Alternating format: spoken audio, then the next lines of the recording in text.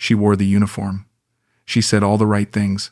I thought I'd finally found someone who understood my pain, but everything, her job, her past, even her name, was a lie. By the time I realized the truth, my bank account, my apartment, and my future were already gone. This isn't just about love. It's about trust and how fast it can be destroyed. Does it hurt here? Tasika's fingers pressed gently into the knot between my shoulder blades, and I winced. She wore those pristine white scrubs again, the fabric crisp against her small frame. The evening light from my apartment window caught the hospital ID badge clipped to her chest pocket, and for a moment I felt safe, protected, like someone finally gave a damn about the pain I'd been carrying for 3 years. This story wasn't easy to revisit, but what pushed me to finally share it was a message from someone who's been following this channel for a long time. He said he'd been through something almost identical down to the uniform, the kindness, the lies, and he ended his message with something that stuck in my chest like a blade. It wasn't the money that hurt most. It was realizing I was just another patient on her rounds. That line hit me like a truck. First I laughed, that short, bitter kind of laugh you let out when something's way too true. Then I just sat there, quiet, staring at the wall. Because he was right. I didn't fall for her charm. I fell for the illusion that someone could finally see the broken parts of me and still stay. If you've been here before, welcome back and thank you. Really. If you're new, go ahead and hit that like button, subscribe, and drop a comment telling me where you're watching from. It means more than you know. To those of you who keep showing up week after week, message after message, I see you. I read your stories, and I carry them with me. All right, let me take you back to where it all started. A bit, I said, trying not to show how much her touch meant to me. She had these small, careful hands that knew exactly where the damage lived. 27 years as a paramedic in Manchester had left me with a shoulder that screamed every morning and a mind that wouldn't stop replaying the worst calls. The accident that ended my career. The divorce papers Karen left on the kitchen table while I was still in hospital recovering. You hold tension here, she said, working her thumbs along the muscle. Like you carry weight that isn't yours. I turned to look at her.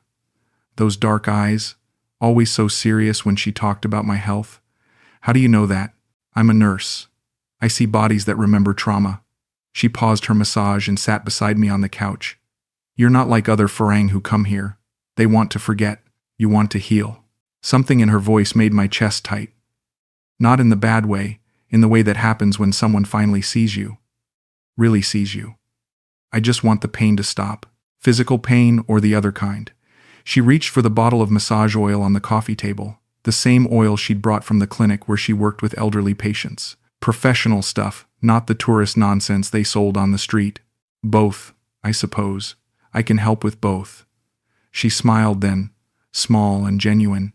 But you have to let me. I watched her tidy the apartment after dinner, moving through my space like she belonged there, folding the shirt I'd left on the chair, arranging my medication bottles in a neat line. Her scrubs rustled softly as she moved, and I thought about how different this felt from the chaos I'd left behind in England. Karen used to throw things when she was angry, slam doors, make me feel like I was always in the way of her real life. But Tasika moved like stillness itself, like calm had learned to walk. You should rest more, she said, settling beside me again. Your body is trying to tell you something. What's it saying? That you've been strong for too long. Sometimes the bravest thing is to let someone else take care of you. I closed my eyes as she resumed the massage, her fingers finding every knot, every place where my old life had twisted itself into my muscles. The apartment felt different with her in it, warmer, like a home instead of just a place where I happened to sleep. Tasika? Yes, thank you. For this. For seeing me. Her hands stilled for a moment. You don't have to thank me, Rick. This is what caring looks like. Maybe this is what healing looks like, I thought, as she worked the pain from my shoulders. Maybe after all the sirens and the screaming and the endless nights of helping other people through their worst moments, someone was finally here to help me through mine. The uniform didn't lie. The gentle competence in her touch didn't lie. And when she said I was different, when she said I was worth caring for, I believed every word. I should have known that the most dangerous lies are the ones that sound like exactly what you need to hear. 3 months earlier, I was sitting in that quiet cafe near the old city walls in Chiang Mai, watching the morning light filter through the trees. My left leg was propped up on the opposite chair, and I was nursing my second cup of coffee when she appeared at my table. "Excuse me, may I sit? Everywhere else is full." She gestured to the crowded cafe, her English clear but careful. I looked around. There were other empty seats, but something about the way she asked, polite, not desperate, made me nod. Of course. She settled across from me, and that's when I noticed the scrubs under her light cardigan. Clean, professional. A hospital ID badge I couldn't quite read. "I noticed you favor your left leg," she said, not in a nosy way, more like she was making a professional observation. "Old injury?" "Yeah, work accident." I shifted uncomfortably. Most people in Thailand either ignored my limp or stared at it like it was entertainment. She did neither. "I'm Tasika. I work with patients who have mobility issues. Physical therapy, mostly." She extended her small hand, and I shook it. Her grip was firm, confident. "What kind of work did you do?" "Paramedic. Manchester." I waited for the usual response, the way people's faces changed when they realized what I'd seen, what I'd done. But she just nodded. "Ah, that explains the way you sit, always watching exits, shoulders ready for something. My patients from the military sit the same way." I stared at her. In 2 minutes, this stranger had read me better than my ex-wife had in 15 years of marriage. "You see that in people? Body language doesn't lie. Trauma lives in the muscles, the posture. You can learn to manage it, though." She sipped her coffee, those dark eyes studying me with what felt like genuine concern. "How long since you worked?" 3 years. Had to retire early. "And you came here to heal?" Something in the way she said it made me pause. Not heal like the other expats talked about healing, drinking cheaper beer and chasing younger women. Heal like she actually understood what broken meant. "Trying to," I said. "Thailand can be good for that, if you let it." She finished her coffee and stood. "I have to get to work. Day shift at a private clinic. But it was nice meeting you, Rick." I hadn't told her my name. "How did you?" She smiled. "Your coffee cup. You write your name for orders, yes?" She pointed to the takeaway cup beside me, my handwriting scrawled across the side.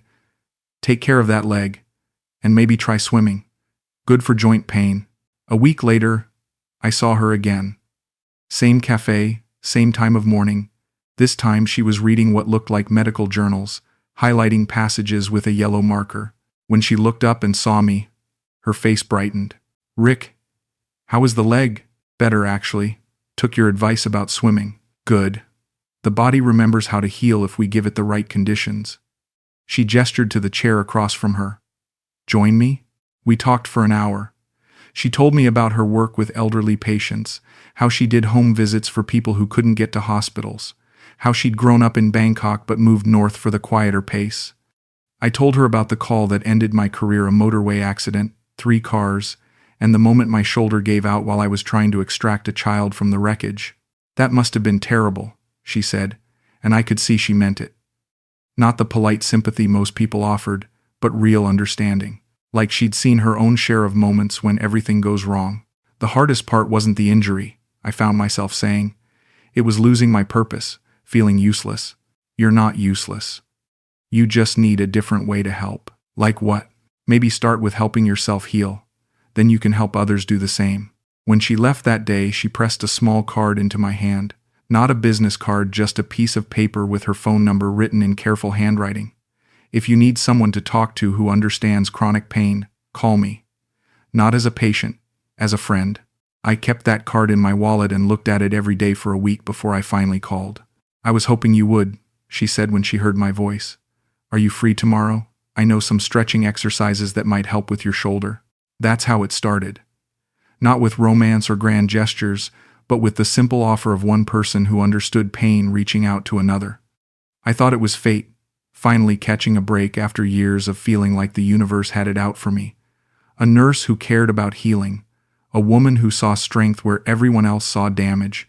I should have wondered why someone so kind, so professional, so together was spending her free time helping a broken English stranger she'd met in a cafe. But when you've been drowning for 3 years, you don't question the life preserver. You just grab on and hope it's real. "You have good natural light here," Tasika said, running her hand along the window frame of my small apartment. It was her 3rd visit in 2 weeks, and she'd arrived with a canvas bag full of supplies: massage oil, heating pads, resistance bands. and a stethoscope that she wore around her neck like she'd just finished a hospital shift. Yeah, that's why I chose this place. I was lying on my stomach on the living room floor while she worked on my shoulder. Her hands moved with practiced precision, finding trigger points I didn't even know existed. The morning light helps with the depression. Depression is common with chronic pain, she said, pressing her thumb into a knot near my shoulder blade. Your brain associates the physical discomfort with emotional distress. They feed each other. I turned my head to look at her. Is that what you learned in nursing school? Partly. But I also see it with my elderly patients. Pain makes people feel isolated, alone. She paused her massage and sat back on her heels. Do you feel alone here? The question caught me off guard. I'd been telling myself that solitude was what I wanted. No drama, no one to disappoint, no one to watch me fall apart on the bad days. But lying there, feeling the tension leave my muscles under her careful touch, I realized how much I'd missed being cared for. Sometimes, I admitted, you don't have to. She reached into her bag and pulled out a small bottle of pills. These are muscle relaxants, prescription strength but safe. I give them to patients with similar injuries. You can prescribe medication? I work with doctors who trust my assessments. Take one before bed tonight. It will help you sleep without the pain waking you up. She stayed for dinner that night. I made a simple pasta about the limit of my cooking skills and she insisted on cleaning up afterward. I watched her move around my kitchen, rinsing plates and organizing things in ways that made more sense than how I'd arranged them. You don't have to do that, I said. I don't mind. I'm used to taking care of people. She dried her hands on the dish towel and turned to face me. Can I ask you something personal? Sure. When was the last time someone took care of you? Really took care of you, not just out of obligation. I thought about it. Karen had been dutiful during my recovery, bringing me meals and driving me to appointments. But it felt like she was checking off boxes on a list, waiting for me to get better so our life could go back to normal. She never asked about the nightmares or the way I'd freeze up in crowded places. She just wanted the old Rick back, the one who could fix everything and never needed fixing himself. It's been a while, I said. That's what I thought. She folded the dish towel and placed it neatly on the counter. Would it be okay if I kept some things here? Basic supplies for when I visit. It would be easier than carrying everything back and forth. I hesitated for just a moment. 3 years of living alone had made me protective of my space. But the way she asked, not presumptuous, just practical, made it seem reasonable. Of course, use whatever drawer space you need. The next week, she had her own key. Not because I gave it to her, but because she mentioned having to wait outside after her late shifts when I was sleeping. I don't want to wake you, she'd said. But sometimes I worry. What if you fall and can't get to the door? What if your shoulder seizes up? It made sense. She worked unpredictable hours, often staying late with patients who needed extra care. And I did worry about falling, about having one of my panic attacks alone in the apartment with no way to get help. I have a spare key, I told her. For emergencies. Thank you. That gives me peace of mind. Within a month, half the apartment belonged to her. Medical supplies in the bathroom cabinet, her scrubs hanging in my closet next to my clothes. A second pillow on my bed for the nights she stayed over after particularly difficult shifts. I sleep better here, she told me one morning over coffee. My place is noisy, too many neighbors. I liked having her there. The apartment felt alive in a way it never had with just me rattling around in it. She'd arrange my medications in a weekly pill organizer, the kind they used in hospitals. She'd prepare meals that actually had vegetables and protein instead of my usual diet of convenience food. She'd play soft music while she worked on her medical journals, highlighting passages about pain management and elderly care. You're good at this, I told her one evening, watching her check my blood pressure with a cuff she'd brought from work. Taking care of people. It's what I love about nursing, she said, wrapping the cuff around my arm. Everyone thinks it's about procedures and medication, but really it's about seeing people, understanding what they need, even when they can't say it. What do I need? She looked at me for a long moment, the blood pressure cuff still inflating around my arm. You need to believe that you're worth taking care of, that you deserve gentleness. That night, as I fell asleep to the sound of her breathing beside me, I thought about how natural this felt, how right it seemed that someone with her skills and compassion had found me when I needed her most. My apartment had become her second clinic, and I had become her most important patient. I never questioned why a registered nurse would spend her free time providing such intensive care to someone she barely knew. I never wondered about the other patients who must have needed her attention. I just accepted that sometimes, when you've been broken long enough, the universe sends exactly the right person to help put you back together. I should have remembered that in my years as a paramedic, the people who needed the most help were often the ones who seemed the most capable of providing it. The package arrived on a Tuesday morning while I was making coffee. I heard the knock, opened the door, and found a delivery man holding a small box addressed to Tasika Chayathorn at my apartment address. My apartment, but not my name. She's not here right now, I told him. I can take it. Are you family? I'm her. I hesitated. What was I exactly? We'd never defined it. I'm her partner. She lives here. He handed me the box and left. I set it on the kitchen counter and stared at the address label, Tasika Chayathorn. But when she'd first introduced herself, when she'd written her phone number on that piece of paper, the name had been different. Tasika Nalwang. I was sure of it. When she came home that evening, still wearing her scrubs from a long shift at the clinic, I held up the package. This came for you. But the last name is different than what you told me. She glanced at the box, her expression unreadable. Oh, that. Chayathorn is my legal name for work. Nalwang is my family name. I use both, depending on the situation. That's confusing. Not really. In Thailand, many people have professional names and family names. It's common in healthcare. She took the package from my hands and set it aside without opening it. How was your day? Did you do the exercises I showed you? I let her change the subject because her explanation made sense. Or at least I wanted it to make sense. But something about the way she'd avoided looking at me when she answered nagged at the back of my mind. The second red flag came a week later.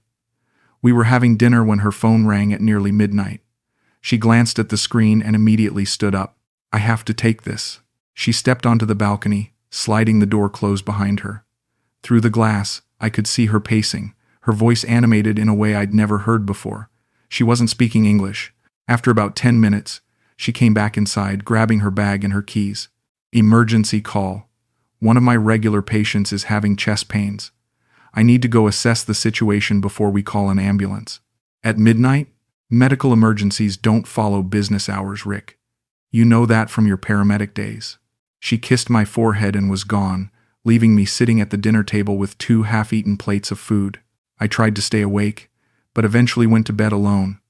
When I woke up at 6 a.m., she was beside me, already dressed in fresh scrubs. How did it go? I asked.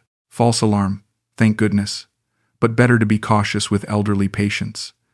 She was brushing her hair in the mirror, not looking at me.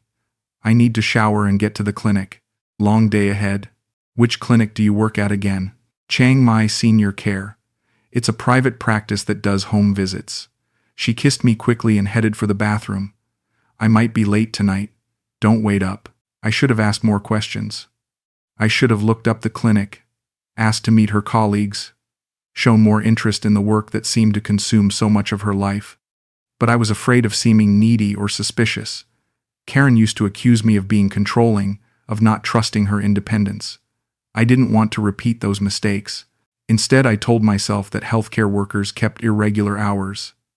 That patient confidentiality meant she couldn't share details about her cases. That professional names and family names were probably normal in Thailand, just like she'd explained. The third red flag should have been impossible to ignore. I need to see your passport, she said one evening while I was watching television. For the visa renewal service I told you about. Right now, the deadline is next week. I want to get your paperwork started. She sat beside me on the couch, her hand resting on my leg. My friend works for an immigration consultancy. He can handle everything quietly, without you having to wait in those long lines at the government office. I hesitated. My passport was the one document I never let out of my sight. 27 years of emergency response work had taught me to keep my identification secure and accessible. But the thought of navigating Thai immigration bureaucracy, especially with my limited language skills and mobility issues, filled me with dread. How long will he need it? Just overnight. He'll make copies of everything and return it tomorrow. You trust this guy? She turned to face me fully, her dark eyes serious. Rick, do you trust me? The question hit me like a challenge. like I was being tested. Of course I trust you. Then trust my judgment about people who can help us. Us. She'd said us. Like we were a team, like my problems were her problems too. I went to the bedroom and retrieved my passport from the lockbox under the bed. When I handed it to her, she smiled and kissed me. Thank you. I know this feels strange, but I promise everything will be handled properly. She returned it 2 days later, just as she'd promised. The visa pages looked exactly the same, and she assured me that all the paperwork had been filed correctly. I should have gone to the immigration office myself to verify. I should have demanded receipts, confirmation numbers, official documentation, but I didn't. Because when someone you love tells you they've taken care of something, you want to believe them. Because when you've spent 3 years feeling helpless and incompetent, you're grateful to have someone who can navigate complex systems on your behalf. And because the alternative that she might be lying to me, using me, manipulating my trust was too devastating to consider. I was learning that love makes you vulnerable in ways that have nothing to do with emotion. It makes you hand over practical control of your life to someone else, piece by piece, until you wake up one morning and realize you don't know where you end and they begin. I was learning that the most dangerous kind of deception isn't the obvious kind. It's the kind that comes wrapped in care, delivered with a kiss, and justified by love. There's a problem with your visa renewal, Tasika said, standing in my kitchen with a manila folder tucked under her arm. She'd come straight from work, still wearing her scrubs, and her expression was more serious than usual. What kind of problem? My stomach dropped. Visa issues in Thailand could mean deportation, fines, or worse. I'd heard horror stories from other expats who'd let their paperwork lapse. The immigration office says there was an error in the original filing. Something about missing documentation. She set the folder on the counter and pulled out several official-looking forms. My friend thinks he can fix it, but it requires additional paperwork, and it needs to be filed quickly. I picked up one of the forms, trying to read the Thai text. What do these say?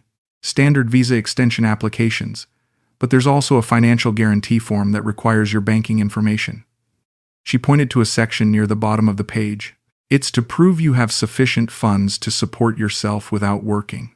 I don't understand, why wasn't this required the first time? Immigration rules change constantly. My friend says they're being more strict about financial verification now. She sat across from me at the small dining table. Rick, I know this is stressful, but if we don't file these properly, you could be required to leave the country while they sort it out. The thought of being forced to return to England, to the empty house and the memories and the complete lack of purpose, made my chest tight. How much financial information do they need? Bank statements, account numbers, proof of income from your pension. She reached across the table and touched my hand. I can handle all of this for you. My friend knows exactly what they're looking for. I should probably go with you to the immigration office. That would actually make it more complicated. My friend has relationships with the processors there. If you come as a walk-in, you'll get assigned to someone different, someone who doesn't understand your medical situation. She squeezed my hand gently. Let me take care of this for you. I stared at the forms, feeling that familiar sense of helplessness that had plagued me since the accident. Administrative tasks that should have been simple felt overwhelming when they involved a language I didn't speak and a bureaucracy I didn't understand. What if something goes wrong? Nothing will go wrong. I've helped other patients through this process before. She opened the folder and pulled out a pen. I just need you to sign these forms and I'll handle the rest. Shouldn't I read them first? Of course. But they're all in Thai, and the translations would take hours to explain properly. She pointed to the signature lines. This one authorizes me to file on your behalf. This one confirms your financial information. This one requests expedited processing due to your medical condition. I picked up the pen, then set it down again. Tasika, this feels like a lot of authority to give someone. Her expression shifted, became cooler. Rick, I'm trying to help you, but if you don't trust me to handle something this basic, maybe I should just let you figure it out yourself. The words hit me like a slap. Trust. It always came back to trust with her. And the implication that I was being paranoid, ungrateful, difficult. I didn't say I don't trust you. Then what's the problem? Do you think I'm trying to steal your identity or something? She laughed, but there was no humor in it. I'm a registered nurse, Rick. I have professional credentials, reputation. Why would I risk all of that to defraud an English pensioner? Put that way, it sounded ridiculous. I was a 54-year-old man with a modest pension and chronic pain, living in a small apartment in Thailand. What could I possibly have that would be worth an elaborate con? You're right. I'm sorry. I'm just nervous about official paperwork. I understand, but sometimes you have to trust the people who care about you to do what's best. She handed me the pen again. My friend is waiting for these forms. He can't process them without your signature. I signed the documents. All of them. Without reading them. Without understanding what I was agreeing to. Without keeping copies for my own records. Because she was right, I did trust her. Because she'd been taking care of me for months, and everything she'd done had been in my best interest. Because when someone wears scrubs and speaks with authority about medical conditions and immigration procedures, you assume they know what they're talking about. There, I said, sliding the forms back to her. All done, thank you. She gathered the papers and put them back in the folder. I'll take these to my friend tomorrow morning. You should have your new visa stamp within a week. What do I do in the meantime? Nothing. Just wait. Everything is handled. She leaned over and kissed me, her lips soft against mine. See how much easier life can be when you let someone else take care of the complicated stuff. That night, lying in bed beside her, I felt a strange mixture of relief and unease. Relief that the visa problem was being solved by someone more competent than me. Unease that I'd just handed over financial documents and personal information to someone I'd known for only a few months. But every time the unease tried to surface, I pushed it down. Tasika was a nurse. She helped people for a living. She'd been nothing but kind and caring since the day I met her. If I couldn't trust someone like that, who could I trust? I didn't realize that I'd just signed away more than my visa renewal. I'd signed away my right to ask questions, to verify information, to maintain control over my own legal and financial affairs. I'd signed away my ability to say no. I woke up to silence. Complete, unnatural silence in an apartment that had grown used to the sound of two people living together. No shower running in the bathroom. No coffee brewing in the kitchen. No soft rustling of Tasika getting ready for her morning shift at the clinic. The other side of the bed was cold, like no one had slept there at all. Tasika? I called out, but my voice just echoed back from empty rooms. I limped to the bathroom. Her toothbrush was gone. The prescription bottles she kept in the medicine cabinet gone. The small collection of makeup she'd accumulated on the counter gone. Even the hospital-grade hand sanitizer she always kept by the sink had vanished. My chest started to tighten. I moved faster than my injured leg wanted to allow, checking every room in the apartment. Her clothes weren't in the closet. Her medical supplies weren't in the living room. The bag she used to carry files and patient notes wasn't by the door. It was like she'd never lived there at all. I found my phone and called her number. It went straight to a disconnected message, spoken in Thai. I tried again, thinking I'd misdialed. Same message. My hands were shaking now, the old panic from my worst ambulance calls rising in my throat. I grabbed my passport and checked the lockbox where I kept important documents. Everything was there, including the visa pages she'd assured me were properly renewed. But my wallet felt wrong. Too light. I opened it. My driver's license was there, my credit cards were there. But my ATM card, the one I used to access my pension funds, was missing. The bank was only 6 blocks away. But with my leg and the growing panic, the walk felt endless. The ATM screen lit up in Thai when I tried to check my balance using my backup card, and I couldn't understand any of it. I pressed buttons randomly until English text appeared. Account balance. 847 baht. I stared at the number. My pension deposit had been 95,000 baht just 2 weeks ago. Enough to live comfortably for 3 months. I pressed the button for transaction history, and the screen filled with withdrawal entries, all dated within the past 5 days, all made with my missing ATM card. Sir? You okay? An English voice behind me. I turned to see another expat, a guy I recognized from the cafe where I'd first met Tasika. I've been robbed, I said, the words sounding strange in my mouth. Someone took my ATM card and emptied my account. Jesus, you need to call the bank immediately. And the police. The bank was sympathetic but not particularly helpful. Yes, someone had been making regular withdrawals with my card. No, they couldn't reverse the transactions without a police report. Yes, I could block the card, but the money was already gone. The police station was worse. The officer who spoke English took my statement with the bored expression of someone who'd heard this story 100 times before. "Your girlfriend took your money and disappeared," he said, not looking up from his paperwork.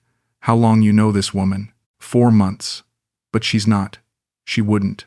I stopped, because even as I said it, I knew how it sounded. "You give her your bank card?" "No.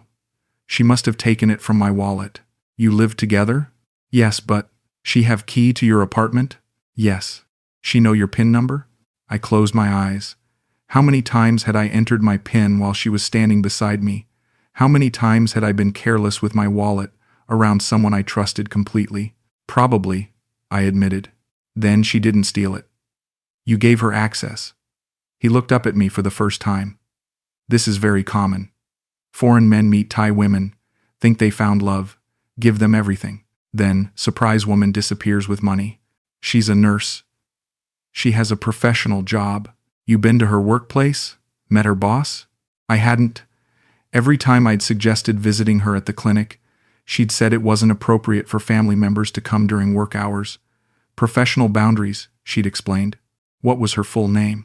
Tasika Nalwang, or Chiathorn. She used both. The officer typed something into his computer. No nursing license registered under either name. No work permit for foreign patient care. The floor seemed to tilt under my feet. That's impossible. She knew everything about medical care. She had supplies, equipment. You can buy medical supplies at any pharmacy. Scrubs at any uniform shop. He handed me a card. File a report if you want. But probably she already left Chiang Mai. Maybe left Thailand. Your money is gone. I stumbled back to my apartment in a daze. The rooms that had felt so warm and alive with Tasika's presence now felt like a crime scene.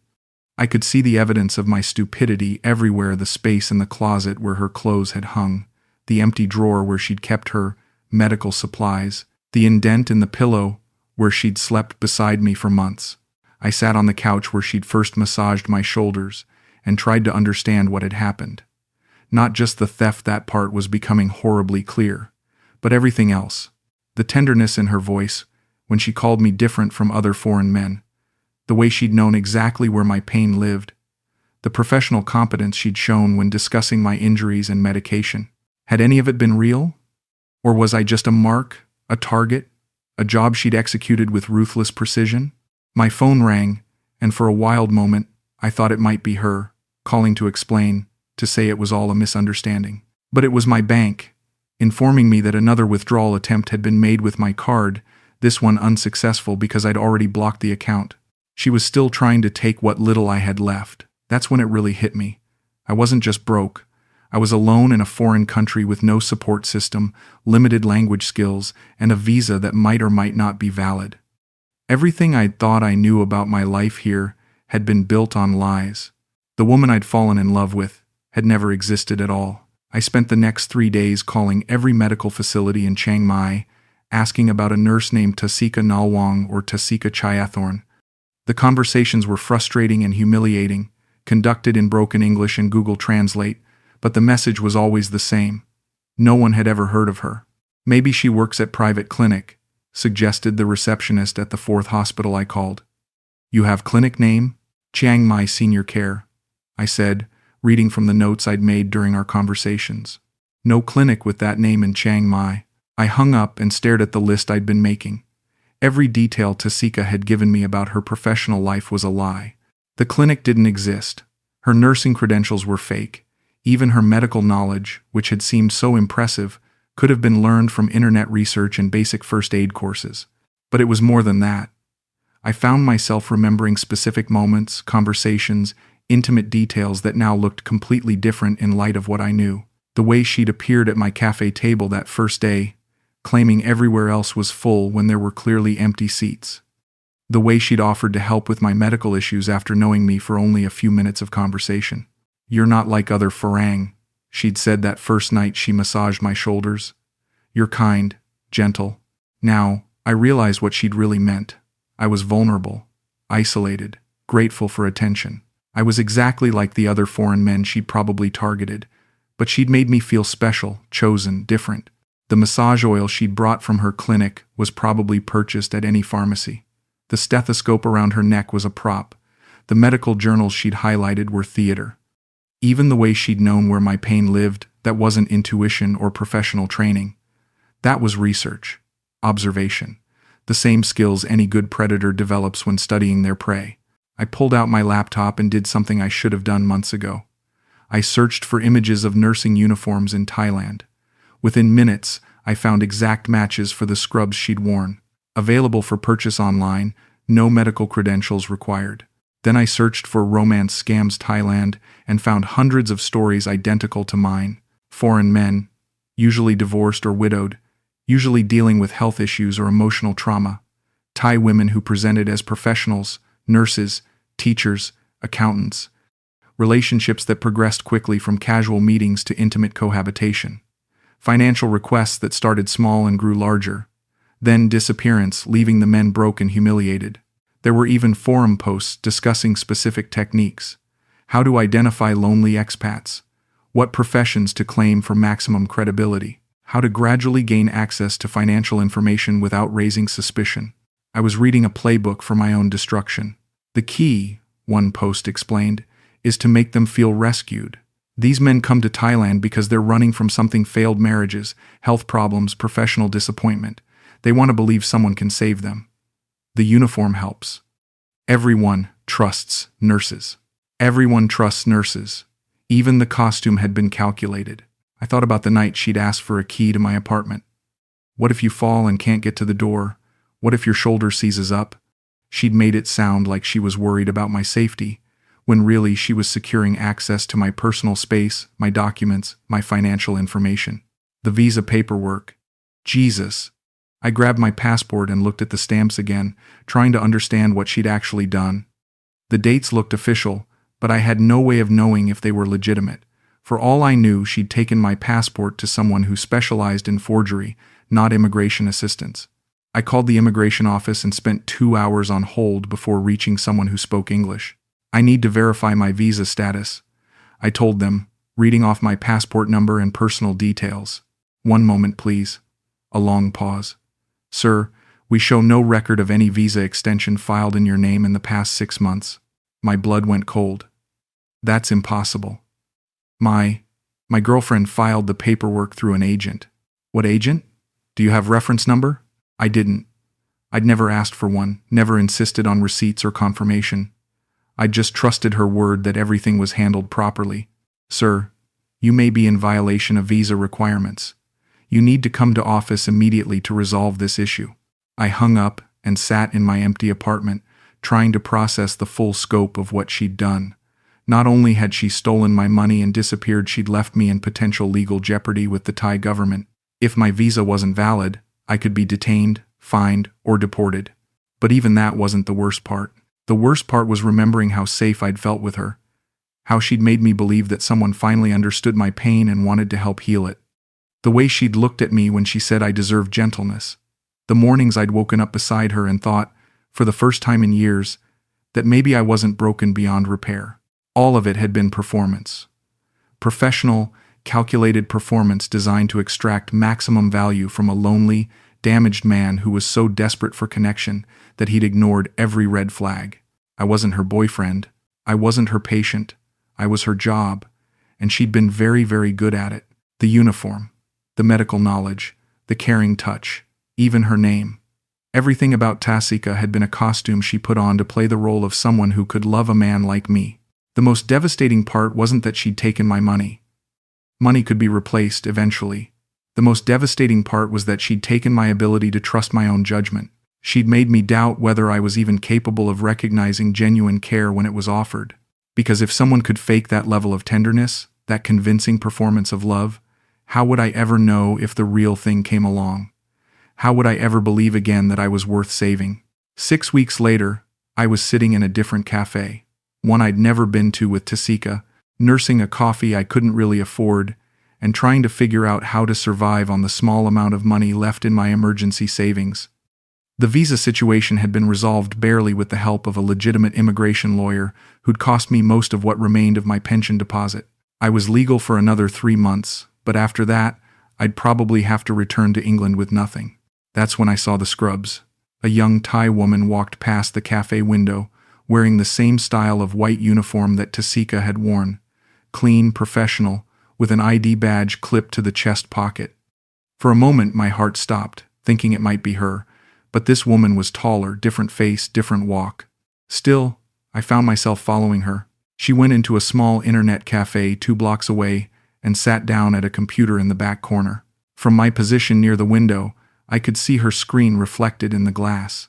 She was on a dating website, scrolling through profiles of older Western men. Her profile showed photos of herself in nursing scrubs with a bio that described her work at a local hospital. I watched her for 20 minutes. She sent messages to at least 6 different men, each one personalized, each one mentioning her medical background and how much she valued caring for people who needed help. She was hunting. And suddenly I understood that Tasika hadn't been a unique predator who'd specifically targeted me. She was part of an ecosystem, a network of women who'd turned romance scamming into a professional operation. The scrubs, the medical backstory, the focus on helping injured or older men, it was a proven formula. I wasn't special. I wasn't even unlucky. I was just the next name on a list. Later that week, I met another expat at a bar near my apartment. David, 62, from Australia, nursing a beer and looking like he'd been through a war. "You have that look," he said when I sat down beside him. "What look?" "The look of a man who's been expertly fucked over by someone he thought he could trust." He raised his beer in a mock toast. "What was her profession?" "Let me guess, nurse, teacher, or accountant?" "Nurse." "Ah, the medical angle. Classic, very effective." He took a long drink. "Mine was a teacher. Spoke perfect English, had a university degree, claimed she was working with underprivileged children. Had me convinced I was helping fund education programs." "How much did she get?" $40,000 over 8 months. Started with small requests, sick grandmother, family emergency, school supplies. Ended with me signing over power of attorney so she could help me buy property in Thailand, which you can't legally do as a foreigner, by the way." I stared at him. 40,000? I'm a retired engineer, had a decent nest egg saved up. He laughed bitterly, keyword being had. "Now I'm living on Social Security and trying to figure out if I can afford to fly back to Sydney." "Did you report it to the police?" "Of course. They took my statement, filed it with the hundreds of other identical cases they get every year. These women are professionals, mate. They know exactly how much they can take before crossing the line into serious criminal territory, and they know that men like us are too embarrassed to make a big fuss about it." He was right about the embarrassment. Even sitting in that bar, talking to someone who'd experienced the same thing, I felt ashamed. Stupid. Like I should have known better. "The worst part isn't the money," David continued. "It's the mind fuck. They make you believe you've found something real, something special. Then you find out you were just another mark in a long line of marks. How do they learn to do it so well? Practice. There are forums, training materials, networks where they share techniques. It's a business model." He finished his beer and signaled for another. "Your nurse probably had 3 or 4 other foreign boyfriends running simultaneously. Different apartments, different schedules, different sob stories." The thought made me sick. While I was falling in love with Tasika, while I was believing that I'd finally found someone who understood my pain, she was probably giving the same performance to other lonely, damaged men across the city. The massage oil, the gentle touches, the words about healing and trust, all of it refined through repetition, perfected through practice on dozens of other victims. "I keep wondering if any of it was real," I said. "That's the trap, isn't it? The doubt. Once someone can fake caring that convincingly, how do you ever trust anyone again?" David looked at me with eyes that had seen too much disappointment. But here's what I figured out, after months of driving myself crazy with that question. It doesn't matter if she felt anything real. What matters is that she chose to use whatever she felt to hurt you. That's the unforgivable part. He was right. Even if Tasika had experienced moments of genuine affection for me, she'd made a calculated decision to exploit my vulnerability for financial gain. She'd worn my trust like the uniform as a tool to get what she wanted. I wasn't her patient. I wasn't her boyfriend. I was her target, selected for my obvious emotional needs and isolated circumstances. The kindness she'd shown me wasn't medicine. It was bait, and I'd swallowed it completely. 3 months later, I returned to England. Not because I wanted to, but because I couldn't afford to stay in Thailand any longer. I'm back in the same empty house Karen and I used to share, living on a reduced pension and trying to rebuild some semblance of financial security. But the real damage wasn't economic. The real damage was psychological.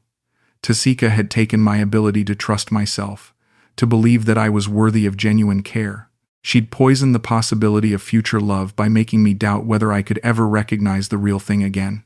Sometimes I still dream about her hands on my shoulders, the warmth in her voice when she called me gentle.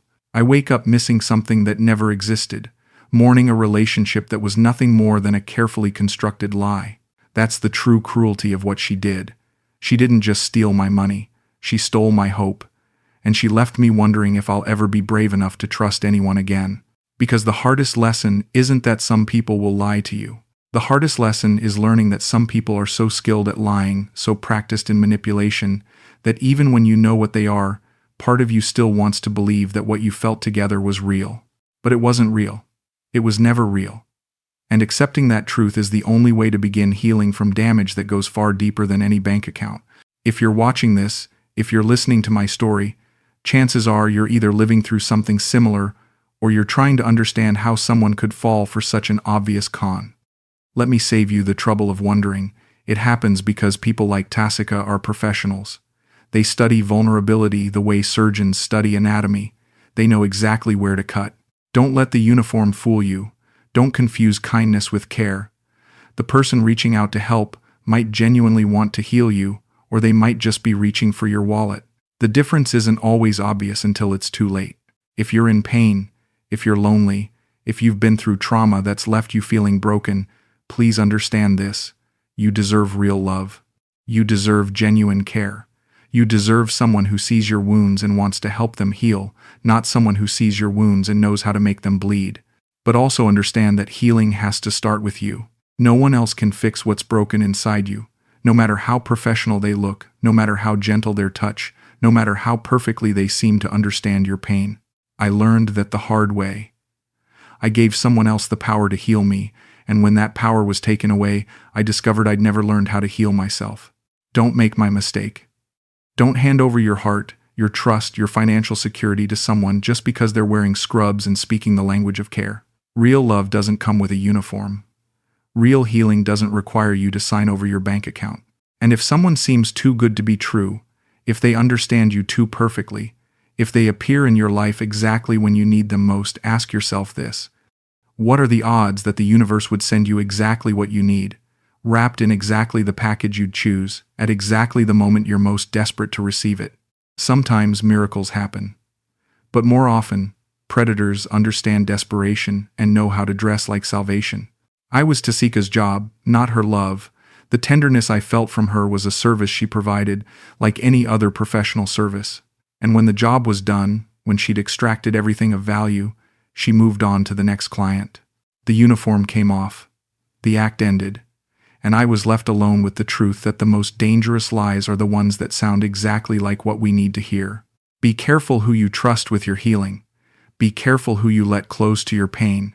And remember that the people who truly care about you will never make you choose between love and your own security. That's not love. That's just business.